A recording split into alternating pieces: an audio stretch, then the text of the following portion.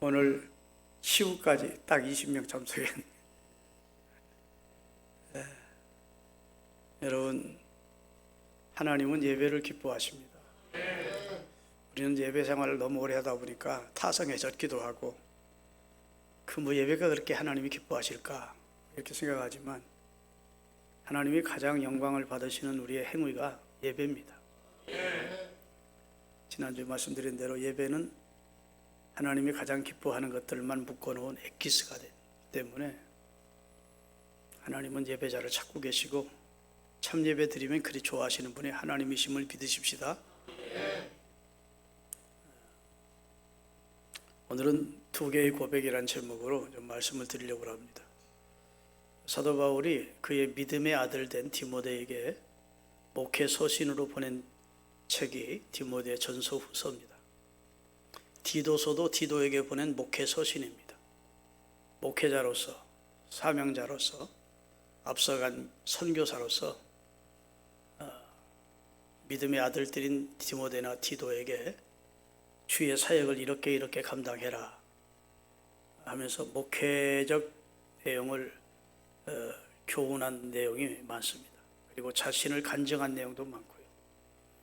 이 아들과 아버지가 서로 이야기하듯 나는 원래 이런 사람이었다 하는 내용이고, 그다음에 이제 나를 위해서 하나님이 열심히 내가 주를 위해 살았는데 하나님 의의 멸관을 준비했을 거다.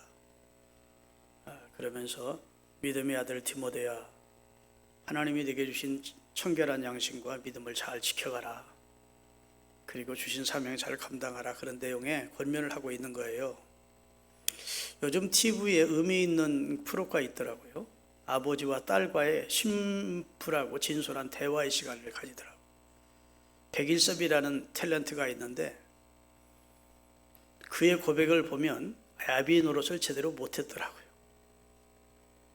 한때는 가족도 뒤로 하고 술, 여자, 또 세상의 향락에 취해 살았던가 봐요. 그래 딸이 마음에 아버지를 아버지로 존경하기보다는 한이 맺혀 있었다. 그런데 요즘 자주 만나는 프로를 하면서 진솔하게 얘기를 나누는 겁니다. 딸도 이제 아버지를 이해하기 시작하고 아버지도 딸한테 미안하다 하고 이러면서 서로 고백을 통해서 멀었던 그들이 가까워지는 것을 우리가 보고 있습니다. 이승현이란 탤런트도 그 아버지와 이렇게 그렇게 살뜰한 관계가 아니었던 것 같아요. 그런데 서로 고백하면서 이제 이해를 해가면서 고민도 얘기하고 또 지난날 이야기 변명도 하고 혹은 자기 입장도 천명하면서 자꾸 가까워지는 그런 프로입니다. 괜찮은 프로라고 생각이 들더라고요. 여러분, 남녀가 사귀게 되면 사랑의 단계로 가게 되고 그러면 결정적으로 사랑을 고백하게 됩니다. 결혼하자. 그러면 안 돼. 나 너 사랑한다. 정말 너 없으면 못 살 것 같아. 진짜 사랑해. 이래야 서로 사랑하는 사람 간의 마음이 움직이지요. 그렇죠? 옛날 어른들은 결혼할 때 사랑 고백을 못 받아서 그게 한이 된대요. 얼굴도 못 보고 아버지 엄마가 가서 결정하고 와서 결혼한 우리 선배 목사님도 있습니다. 그 사모님은 목사님, 나중에 목사님 됐지만 남편 얼굴도 본 적이 없고 이름도 몰랐대요. 현장에서 보고 알았대. 참 우리 어른들이 참 그런 면에서는 가부장적 사회에서 그냥 무조건 결혼시켜주면 하는 건 줄 알고 살았던 것 같아. 지금은 어림도 없죠. 여하튼 결혼이 전제가 되려면 서로 피차간에 사랑한다는 고백을 하고 또 결혼식장에서도 주례자가 사랑을 서로 묻습니다. 사랑하느냐, 평생을 함께 하겠느냐 이런 고백을 받죠. 그리고 이제 선언을 하면서 결혼이 성립되는 겁니다. 결혼이라고 하는 것은 결혼 주례자가 주례사했다고 결혼이 된 것도 아니고 하객들이 모였다고 결혼이 성립된 게 아니고 중요한 것은 당사자들이 고백하고 그 고백 후에 주례자가 성혼이 선포되었음을 선언할 때 그때 이제 성사가 되는 겁니다. 그렇죠? 구원도 그래요. 구원도 내가 예수 그리스도를 주로 믿습니다. 이렇게 고백을 해야 구원도 고백에서 완성이 되는 겁니다.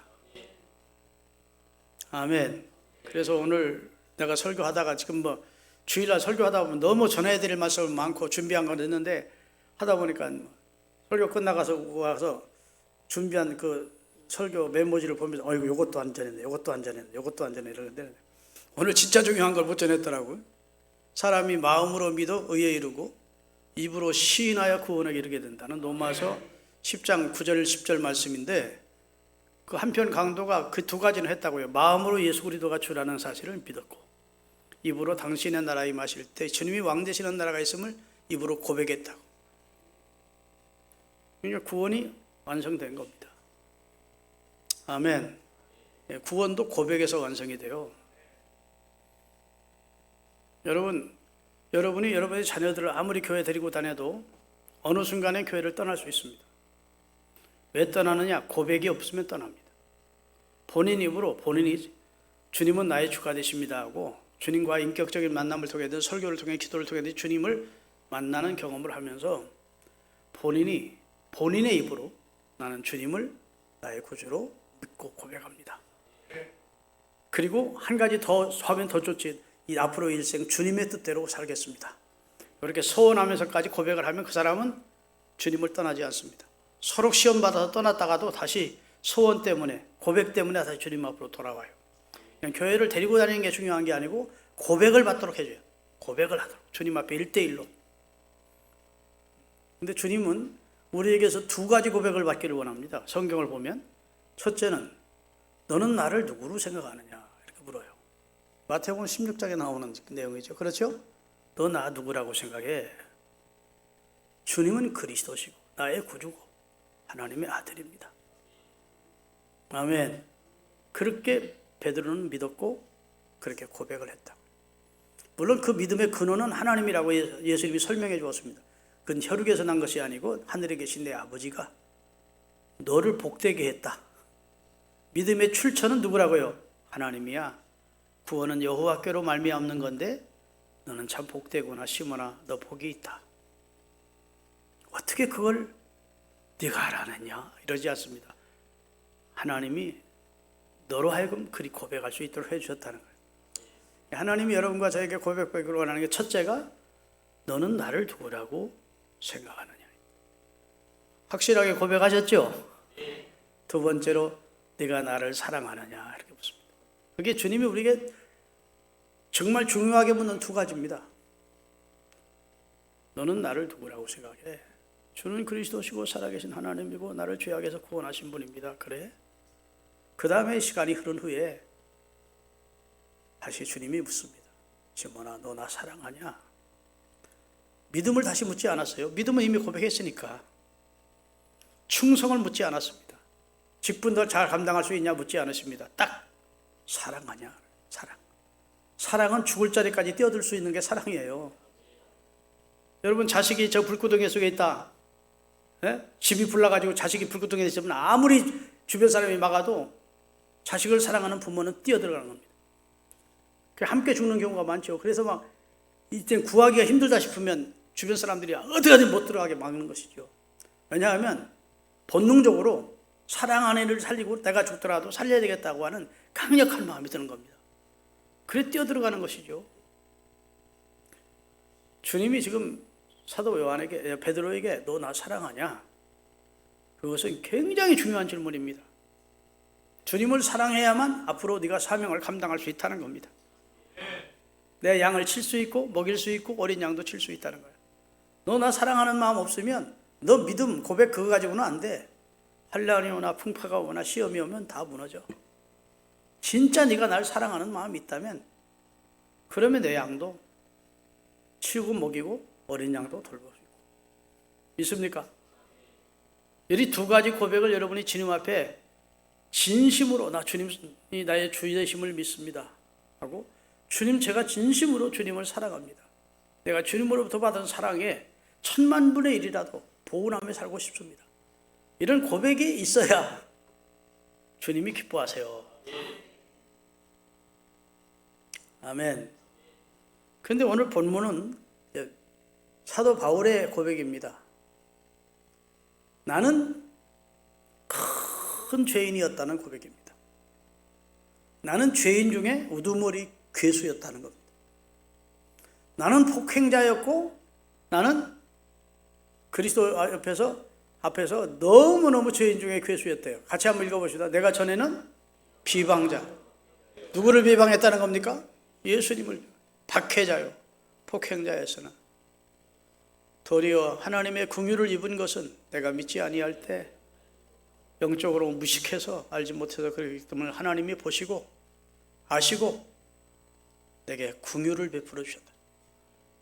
따라합시다. 하나님의 긍휼을 입었다. 두 번째로 오래 참으심이라를 얘기합니다. 그 다음 절을 얘기합니다. 그리스도의 은혜가 그리스도의 믿음과 함께 넘치도록 풍성하였도다. 그 다음에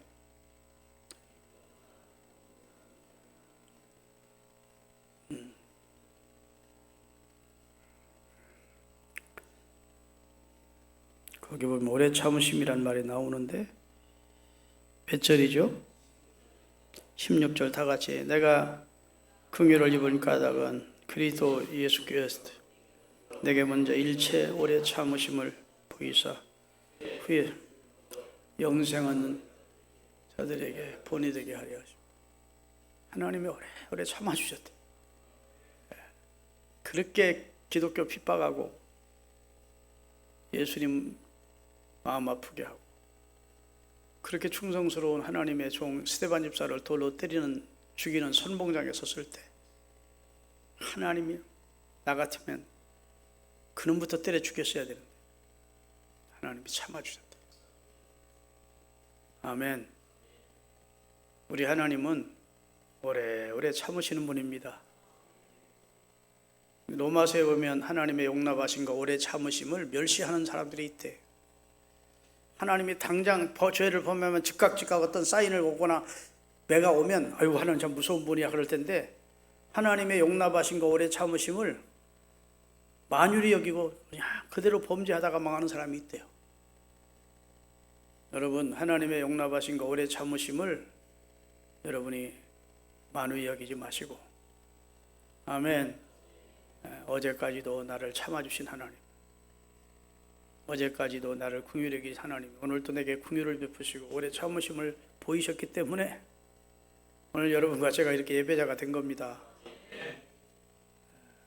저도 하나님이 1000번, 10,000번 죽였어야 될 거예요. 김철중 목사님이 그렇게 죄가 많습니까? 많죠. 행위로 무슨 감옥 갈 만한 죄를 저지르지는 않았지만 하나님이 볼 때는 가증할 겁니다. 그래도 또 강대상에 서서는 또 잘 가르쳐야 되잖아. 그러니까 하나님 볼 때는 이 자식이 하여튼 말은 잘하네. 그러고 하나님 날 보시면서 가증스럽게도 볼 것 같고 그럴 때가 한두 번이 아니죠. 하나님의 용납하심과 오래 참아 주심을 때문에 오늘 우리가 이렇게 존재하는 겁니다. 자기는 죄인 중에 괴수래요. 괴수라는 말은 굉장히 죄인 중에 무슨 선한 일의 괴수면 그럴 때도 들었지만 죄인 중에 괴수였대. 여하튼 첫째는 나는 큰 죄인이었습니다라는 것이 바울의 고백이고 두 번째는 나는 하나님으로부터 큰 수혜를 입었습니다. 내가 긍휼을 입었다는 거예요. 아멘. 자기 평생의 생활을 보면 나는 하나님 앞에 큰 수혜자입니다. 수혜라는 말은 은혜를 입은 자라는 겁니다. 큰 은혜를 입었다는 거예요. 다른 사람과는 더 비교가 안 되는 큰 은혜를 입었다는 거예요. 죄인 중에 괴수였던 나를 하나님께서 이제는 복음을 전하는 일선에 세워서 사도로 사용해 주고 계시니 나는 하나님의 은혜에 엄청난 수혜를 입었다는 고백을 하고 있는 겁니다. 성경에 보면요, 전에는 너희가 이러더니 이제는 이렇게 됐다 이런 말씀이 많아요. 이렇게 되어 있습니다.